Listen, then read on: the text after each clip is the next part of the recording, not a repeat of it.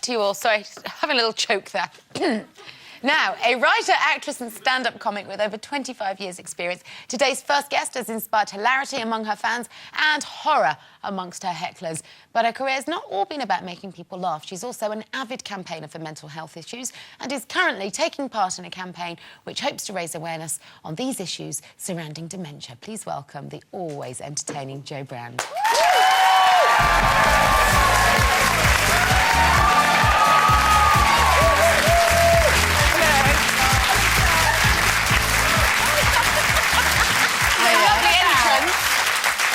I feel like you and Brian were really hitting it off back there, Jo. Yeah, we got on very well. Right, yeah. Yes, he's decided to leave his wife, but we won't go into that. Now, you are here with a serious message today. That's right, yeah. This is all about a This Is Me form. Do you want to explain what a This Is Me form is? I will, because I am, in fact, an ambassador for the Alzheimer's Society, and this form is so simple you can't believe they haven't already done it. But what it is it's a document that a patient suffering from Alzheimer's can take into hospital with them, which they've already pre-prepared, either on their own or with their carer, that just tells the nursing and medical staff all the important things about them. So, obviously their name, you put a photo on it, their food preferences, how they sleep, what their grandchildren are called. And you think, why hasn't that been done already? It's a no-brainer, isn't it? Absolutely, because I think, especially with someone who's got dementia, their memory may be bad, they may be agitated, they find it very difficult to be moved to a different place that they're not used to. So all this information will be there on a very simple kind of 2-page form to allow the nurses to kind of smooth things as much as they can for them. Not all of them will have family to tell the nurses that, will they? Absolutely, no, that's and right. Not just that, I suppose so many people care for them during, a 24-hour period or a 7-day period that you can't possibly explain their nuances, and that's what a lot of it is with mental health even down issues, to someone's nickname. If someone's got dementia and someone's calling them by their formal name, they might not even recognise that they're talking to them. Now, just one thing I just really want to say, which is really important, that they have discovered through research that a lot of people with dementia come out of hospital in a worse state than they went in. And this is in some way intended to try and... It's the beginning of trying to kind of counteract that phenomenon, really, which I think is really important. You're right, this is such a no-brainer. It does beg a belief as to why it hasn't been done before. But, you've worked on the other side of this, Jo. You spent 10 years working as a psychiatric nurse.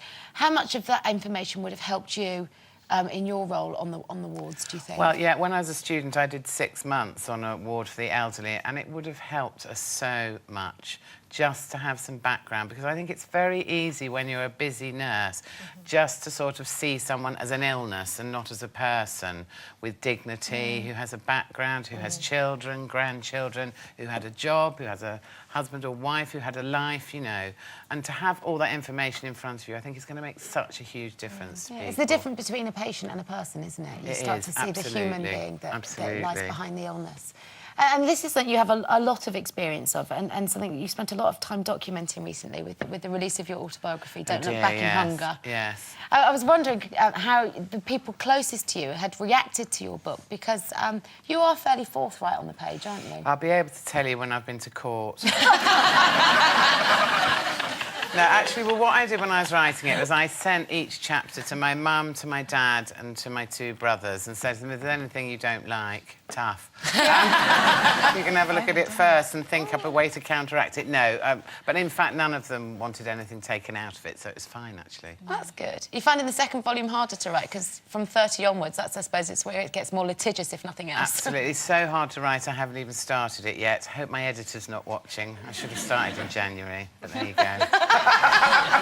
We've been talking about the expense of having children. Yes. Do you overspend on your kids? I've spent... mine are 7 and 8, and I worked out, because I knew you were talking about this, that I've spent about £3 on them. So I've got kind of... And what was that on? Sweets. And then I ate them myself. So, I've spent nothing on them, really. No, a friend of ours has sold her house to continue keeping her child in private education. I would have said to her, sell your kids. Yeah. Keep your house. Keep your house. house every time. But did you... Because we live near one another, Yes, and we you've got do. your kids in the school. I'm desperate to get my Ben into. It's a good state school. Did you move to get your kids in there? Was that a good cost-saving No, exercise? I'd been around that area for years, so I just bribed the headmistress. I didn't move deliberately. She's going to move when the kids are in there a long time. She's going to move to a different county. Just abandon On them. my Can't own. find you. I mean, the cost of kids is one thing that could deter people from having them, but would the knowledge of the reality of parenthood have ever put you off, Joe? Well, I think no, absolutely not, because I think kids are great. I mean, they're an absolute pain in the fundament as well a lot of the time. But, you know, they're designed so that the great bits of them sort of outweighs by about that much the annoying bits, doesn't it? Did you find it quite difficult, though, adapting your life? Because you waited a while before you... We were both. Yes, we were. Getting on a bit, Age weren't we? 70 were you? Yeah, I was 70, about yeah. Actually, 69 when I got 80, pregnant, 70 when I 83 had I to. was, yeah. So was it quite difficult to adapt your life? Not really. I found it really easy because I was just so pleased to have them because I'd always wanted to have kids that, you know, when they're annoying, I just put them in a cupboard. And, What you don't do is you Social don't really services aren't spend... You don't watching. spend a lot on the guilt presents because wherever you are in the country, I believe, you get in the car and you drive back, so even if you're on tour, you're never really if away I'm that touring, much. I come home every single night just so that I'm there. But that's the best thing about touring. Yeah, Getting to have a absolutely. night away. Oh, you think that's the best? See, 4 people clap now. My aunt and uncle and my 2 cousins. Talking, Joe, as well as the money thing, we were talking about who we get mistaken for and who are sort of looky-likeys like. Is there anybody particular that you Claudia get mistaken Schiffer, for? Claudia quite a Schiffer? Oh, no, all right. John Sargent, apparently. No! Well, that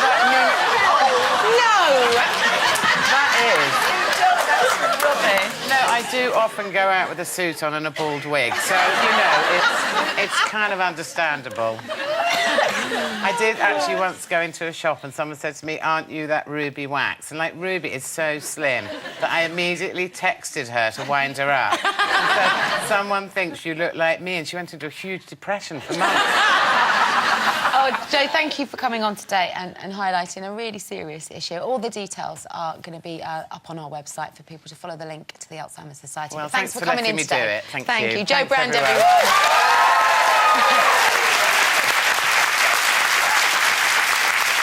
OK, we're taking a break, but stay right there because...